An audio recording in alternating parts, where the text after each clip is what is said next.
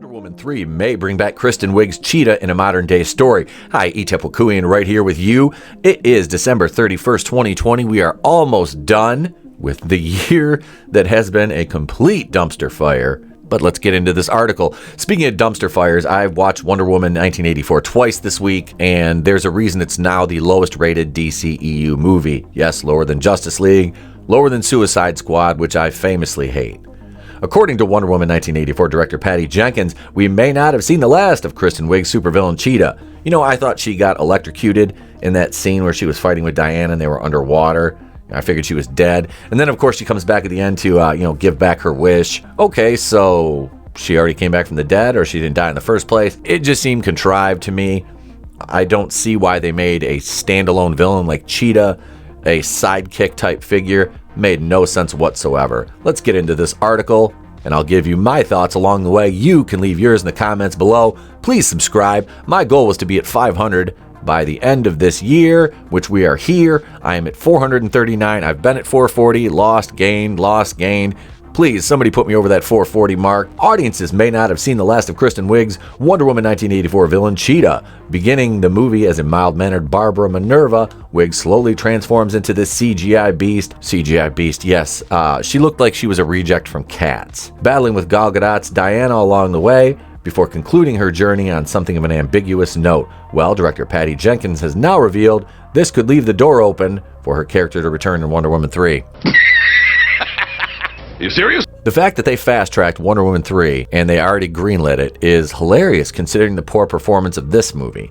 So I don't know where they just, and then they said she has 2 movies left to complete this story, and I believe that one of them would be the Amazon spinoff. If we are going to get the Amazon spinoff, can we please get some actual athletic looking women?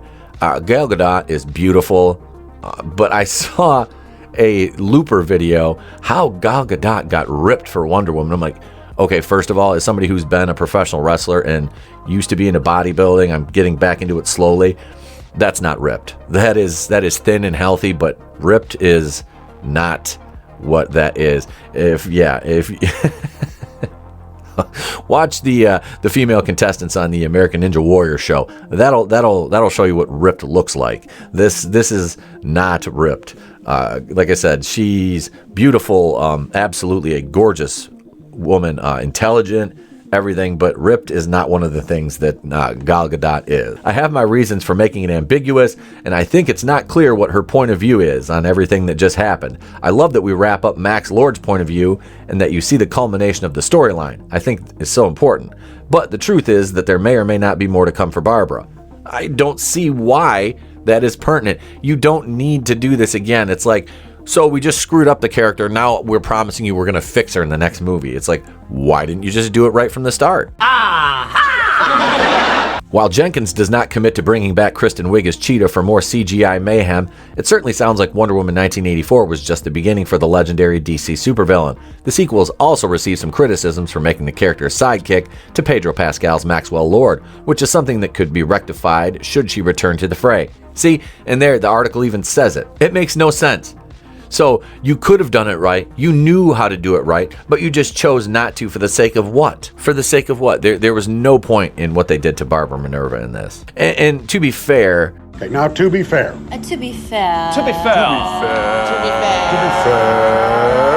Kristen Wiig is a one-trick pony. I mean, she has no range. Every role she plays is basically the same awkward, nerdy girl.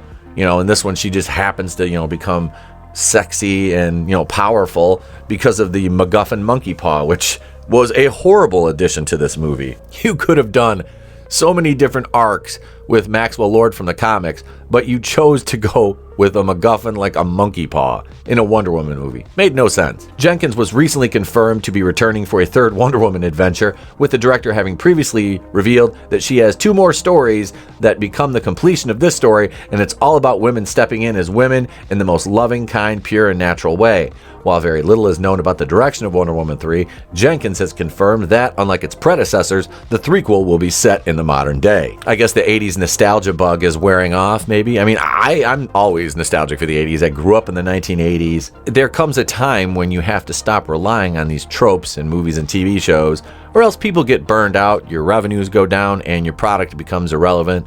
and nobody wants to watch it because they're sick of the member berries. Jenkins said, I'm not planning to put it in the past again, because where are you going to go? You have to go forward. It's definitely a contemporary story. That's all I can say. Where we put it and how it gets figured out, I haven't totally nailed down. Come on, don't bullshit me. Wonder Woman 84 star Gal Gadot, who has been confirmed to return to reprise the lead role for Wonder Woman 3, well, that's a shocker, has been asserted that the movie will not travel to the past this time, with the actress believing that the present is the right thing for further installments. I wouldn't go like to the 60s or to the 40s with Wonder Woman, she said while addressing the sequel's potential setting. I feel like the past has been handled well, and now it's time to move on. Wonder Woman 84 is currently lighting up HBO Max and select theaters with its bright colors, vibrant action sequences, and old-school optimism, picking up the Amazonian superhero in the 1980s, with Diana Prince living during the height of the Cold War between the US and the Soviet Union. The highly anticipated sequel finds Diana coming into conflict with not one, but two formidable foes in the form of Barbara Ann Minerva, aka Cheetah, and the mysterious media mogul Maxwell Lord. If that was not already enough for her to contend with, Diana will also be reunited with her former love interest Steve Trevor, who has returned from the dead under mysterious and possibly nefarious circumstances. Yes, Steve Trevor, Chris Pine, returned, took over some guy's body without his consent, and she proceeded to have sex with him. You wanna get nuts? Come on.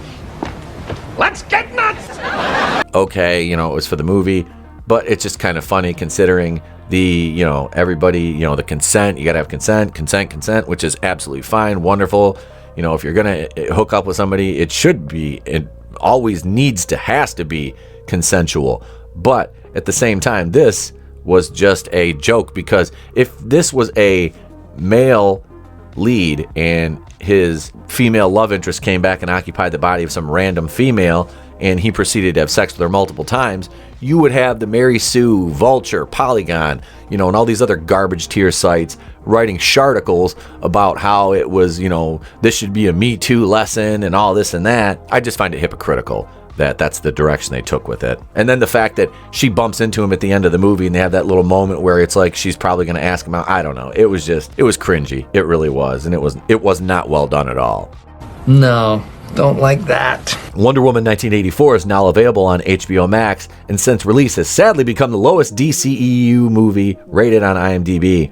Wonder Woman 3 has been greenlit, Are you fucking high? though no release date has been announced. This comes courtesy of Cinema Blend. So, MovieWeb writing an article based on a story off Cinema Blend, who is equally as bad as MovieWeb.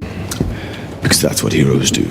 I don't know, guys. What do you think? I really did not like this movie, and I'm a huge Wonder Woman fan. The first movie was great. It followed the Wonder Woman vs. Ares storyline from the comics loosely. This one really had no comic source material that it followed as far as a story arc goes.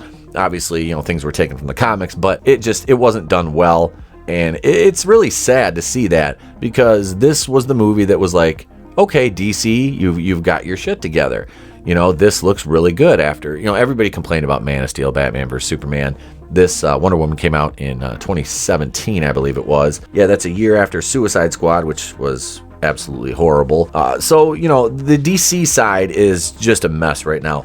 Marvel is ahead of them, obviously. They completed the Infinity Saga. They have a cinematic universe set up. And DC really put the cart before the horse when they were trying to set up their cinematic universe. So I don't know that this will kill the character of Wonder Woman, obviously metaphorically, but she had the most momentum out of any DC character moving forward. And now, with this movie kind of shitting the bed, it really doesn't cast a good light across the broader scope of the DCEU with, the Snyder Cut forthcoming and the Flashpoint movie slated for 2022. I don't know. What do you guys think? Let me know in the comments below.